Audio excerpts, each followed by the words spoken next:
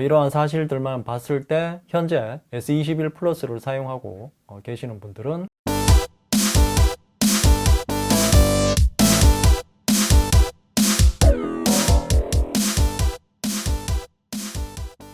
안녕하세요, 랩터입니다. 오늘은 갤럭시 S22 플러스 리뷰를 해보겠습니다. 이제는 S22와 S22 플러스 간의 격차가 더 벌어졌습니다. 전작인 S21과 S21 플러스보다 더 차이가 발생했습니다. 그래서 오늘 S22 플러스를 사용하면서 느낀 장단점과 더불어 S22와 S22 플러스와의 차이점도 함께 알려드리겠습니다. 자, 그럼 지금부터 자세하게 살펴보겠습니다. 출격하기 전에 구독과 좋아요 부탁드립니다. 그럼 출격! 자, 먼저 디자인입니다. S22 플러스는 전작인 S21 플러스와 거의 동일하다고 보시면 되고요. 다만 세부적인 디자인의 변화가 조금 있습니다. S21 플러스 같은 경우 이 후면부가 전체적으로 곡선을 강조했기 때문에 둥글둥글한 모습을 보였다면 S22 플러스는 전체적으로 이 각진 디자인으로 바뀌었습니다. 이 부분은 호불호가 있을 듯 하고요. 그래서 이 그립감은 전작보다는 떨어진다고 생각합니다. 그래서 생폰으로 사용하실 분들은 꼭 매장에서 그립감을 확인하고 구매하시기 바랍니다. 자, 크기는 전작에 비해서 이 가로 폭이 0.2mm 늘어난 75.8mm이고요. 이 세로 길이는 전작에 비해서 4mm 줄어든 157.4mm입니다. 그리고 두께는 전작에 비해서 0.16mm 얇아진 7.64mm입니다.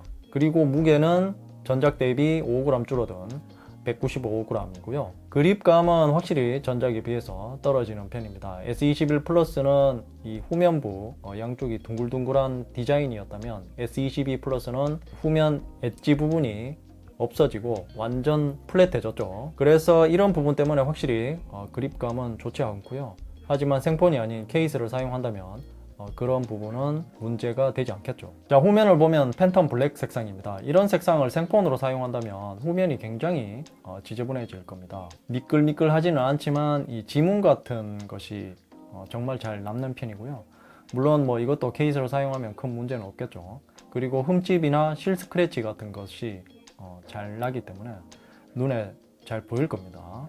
팬텀 블랙을 구매하실 분들은 이런 점들을 확인 잘 해보고 구매하시기 바랍니다. 자, 카메라는 전작과 동일한 구성이지만 이상하게 적용했던 화소를 원래대로 돌려놓은 것 같습니다. 전작에서는 메인 카메라가 망원 카메라보다 화소가 떨어졌고 망원 3배 줌 카메라는 64메가픽셀로 고화질을 이용한 크롭으로 3배 줌을 보여줬죠.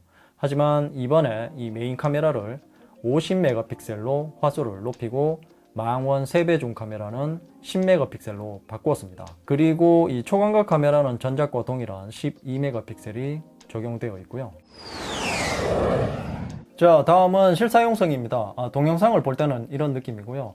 이번 S22 시리즈는 영상을 보기에 좋은 비율로 변경했습니다. 전작인 S21 플러스는 20대 9였지만 S22 플러스는 19.5대 9로 변경되었고요. 그래서 이 좌우 이 렛터박스가 작기 때문에 영상을 보기에 더 좋은 비율입니다. 그리고 또 하나 개선된 것은 HDR10 플러스에서 부분 최대 1750니트의 밝기를 낼 수 있고요. 전작인 S21 플러스는 1300니트였죠. 확실히 전작보다 쨍한 디스플레이를 보여줍니다. 여기에 전작에는 M10 유기재료를 사용했지만 S22 플러스는 M11 유기재료를 사용했기 때문에 전작보다 버닝 걱정은 덜 해도 될 듯 하고요. 자, 그리고 전작 대비 다양한 주사율로 화면을 제어했습니다. 아무런 터치가 없다면 24Hz로 제어를 하다가 터치를 하게 되면 이렇게 120Hz로 제어를 해주고요. 자, 그리고 유튜브 영상을 볼 때는 30Hz로 제어를 합니다. 자, 다만 여기서 문제점은 120Hz에서 저주사율로 다운될 때 플리커링 현상이 심하게 일어납니다. 이 현상은 S22 울트라에서도 동일하게 나타났던 현상이고요. 이런 현상은 카메라를 통해 볼 수 있고 맨눈으로는 구분하기 힘들지만 예민하신 분들은 플리커링 현상을 경험했다는 분들이 있다고 합니다. 아무튼 이런 문제에 민감한 분들은 매장에서 실제 기기를 보고 구매하시기 바랍니다. 자, 그리고 게임을 할 때는 이런 느낌입니다. 뭐 조작감은 생각보다 괜찮았고요. S22 울트라처럼 큰 스마트폰을 주로 사용해서 크기가 작은 S22 플러스는 조작감이 좋지 않을 거라고 생각을 했는데요. 실제로 사용해 보니까 괜찮은 편입니다. 배그를 할 때 버벅임은 초기 진입 시 간헐적으로 나타났고요. 1시간 정도 하게 되면 발열이 조금 올라오는데 이때는 GOS의 영향 때문인지 정말 가끔 버벅임이 생길 때도 있었습니다. 자, 그리고 화면 설정은 UHD 4K 울트라까지 선택할 수 있습니다. 그리고 HDR에서는 극한까지 선택할 수 있고요.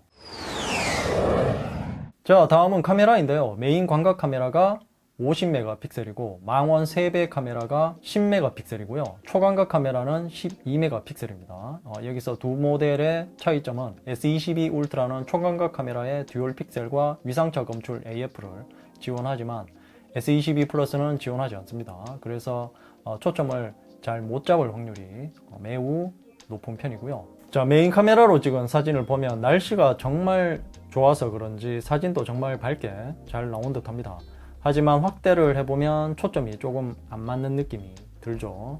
날씨가 조금 흐리게 되면 선회도는 많이 떨어질 듯 하고요.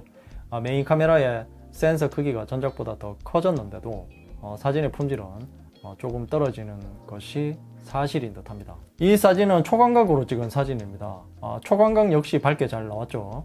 전작인 S21 플러스와 달라진 부분이 없기 때문에 거의 동일한 사진이 나왔다고 생각하시면 되고요. 다만 색수차가 생기는 것은 어쩔 수 없는 부분인 것 같습니다. 자, 이 사진은 3배 줌 망원으로 찍은 사진인데요. 밝고 선명한 사진이 나온 것 같습니다. S22 플러스에 있는 렌즈 중에 사진이 가장 잘 나오는 것 같고요. 색수차도 특별히 보이지 않고요. 확대를 해도 선회도가 잘 살아 있어서 마음에 들었습니다. 그리고 S22 플러스는 전자식 손떨방을 지원합니다. 자체적으로 광학식 OIS도 지원하고요. 좌측은 슈퍼스테디를 끄고 찍은 사진이고 우측은 슈퍼스테디를 켜고 찍은 영상입니다. 두 영상을 보시면 모두 흔들림이 그렇게 심하지 않지만 역시 슈퍼스테디를 켜고 찍은 영상이 흔들림이 거의 없는 듯합니다. 전자식 손떨방의 성능은 S22 울트라보다 좋은 것 같네요. 자, 다음은 스피커인데요. S22 플러스도 전작에 비해서 스피커 음질이 떨어진다고 하는데 정말 안 좋아졌는지 한번 들어보시죠.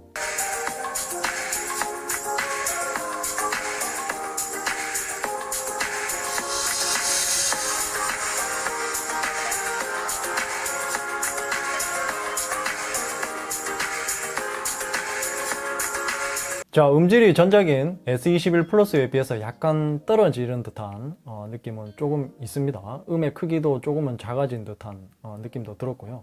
중고음은 괜찮지만 저음의 소리가 부족한 점도 있습니다. 개인적으로 돌비 애트모스를 켜고 들었지만 저는 괜찮았고요.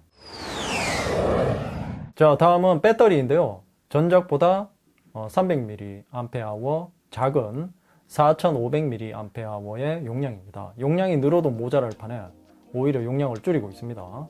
그렇다고 AP가 고성능이라서 전력 소모를 줄이는 것도 아니고 무슨 자신감인지 모르겠습니다. 스펙상 사용시간은 LTE에서 인터넷 사용시간이 18시간이고 동영상 재생시간은 21시간이라고 합니다. 실사용시간은 네이버로 인터넷을 하면 10시간 정도 했을 때 10% 정도 남을 것으로 보이고요. 유튜브로 동영상을 보면 보통 9시간 정도 보면 방전이라고 보시면 됩니다. 자, 그럼 이제 결론입니다. 이렇게 조금 늦게 구매해서 지금까지 사용해 봤지만 전작 대비 개선된 부분을 바로 떠올리는 것이 쉽지 않습니다. AP도 GOS 사태가 터지면서 중급형 기기라는 놀림을 받았죠. 여기에 배터리 용량까지 줄었고 카메라도 개선을 했지만 전작 대비 사진 품질이 좋지 않다는 비판도 많습니다. 이러한 사실들만 봤을 때 현재 S21 플러스를 사용하고 계시는 분들은 그냥 그대로 쓰시면 됩니다. S23 시리즈를 노려보시는 것이 현명한 선택일 듯 하고요. 아니면 차라리 조금 더 크긴 하지만 S22 울트라를 구매하는 것이 좋을 듯 합니다. 이상으로 갤럭시 S22 플러스 리뷰였고요. 궁금한 점이 있다면 댓글로 남겨주시고요. 이 영상이 도움이 되었다면 좋아요, 구독하기, 그리고 알림 설정도 잊지 마세요.